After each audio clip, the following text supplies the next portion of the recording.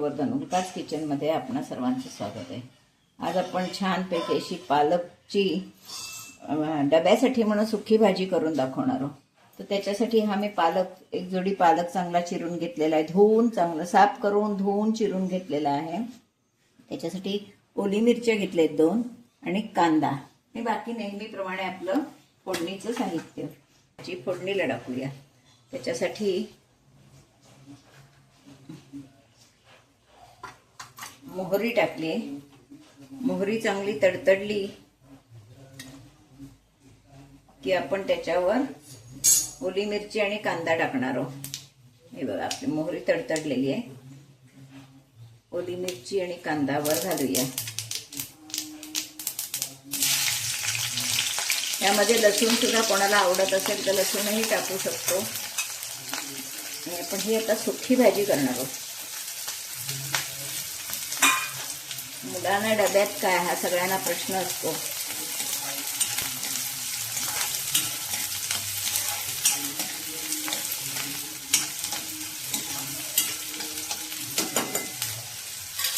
परत आपण हळद घालणार आहोत।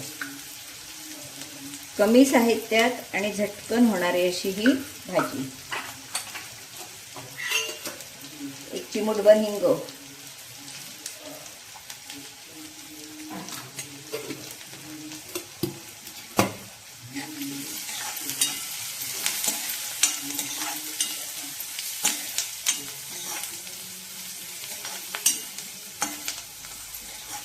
छान कांदा आपण परतून घेऊया।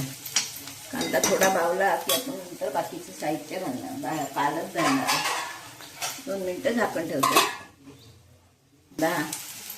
बऱ्यापैकी झालेला आहे, तर आपण त्याच्यावर पालक घालणार आहोत। पालक हा पटकन शिजतो, दिसायला जरी भरपूर दिसला तरी पालक नंतर कमी होतो।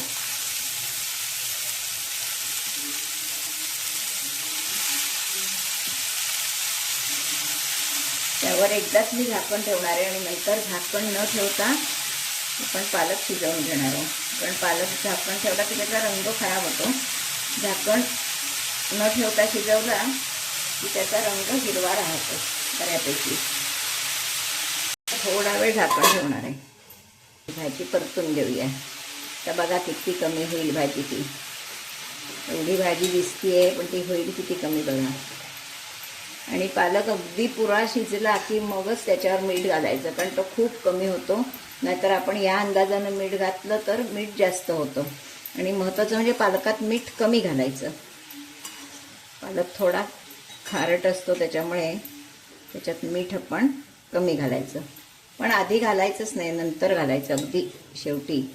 आणि वर मीठ आणि खोबरं एवढंच याचं साहित्य। कमी साहित्यात झटकन होणारी अशी भाजी।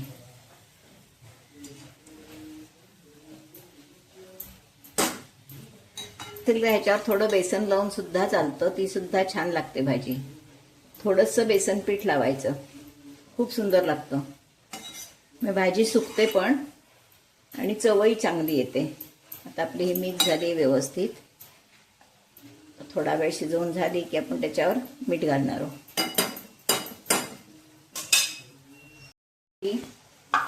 जवळजवळ झालेली आहे, तर आपण याच्यात मीठ घालणार आहोत। मीठ कमी घालायचं असतं पालकात, हे पुन्हा पुन्हा सांगते, कारण भाजी ती कमी कमी होत जाते। आणि वर आपण सुकं खोबरं घालणार आहोत। काही ठिकाणी नारळही आहे, शेंगदाणा कूट घालतात, पण आम्ही काही शेंगदाणा कूट कोकणात फार कमी वापरतो। आमच्या इथे नारळ असतात त्याच्यामुळे आम्ही नारळच वापरतो। आणि आम्हाला नारळाच्याच याची सवय आहे जास्तीत जास्त। दाण्याच्या कुटाचा वापर आमच्याकडे फार कमी केला जातो। अगदी ठराविक गोष्टीतच दाण्याचं कूट वापरलं जातं। कोकणात नारळ भरपूर असतो त्याच्यामुळे नारळच वापरलं जातो। अशी आता आपली ही भाजी 1-2 मिनिटात खाण्यासाठी तयार आहे, झालेलीच आहे। फक्त उघडी ठेवून आपण त्यातलं पाणी थोडं कमी करून घ्यायचं। आणि उघडी ठेवल्यामुळे त्याचा रंगही चांगला राहिलाय, हिरवागार रंग राहतो। छान झाली आहे भाजी आपली, मस्त अशी ही आपली भाजी तयार आहे खाण्यासाठी। एकदम मस्त अशी पौष्टिक भाजी खाण्यासाठी तयार आहे. आता ही आपण काढून घेऊया. अशी आपली सुंदर अशी अगदी एकदम पौष्टिक मुलांना डब्यात देण्यासाठी सुकी भाजी तयार आहे. नक्की करून बघा.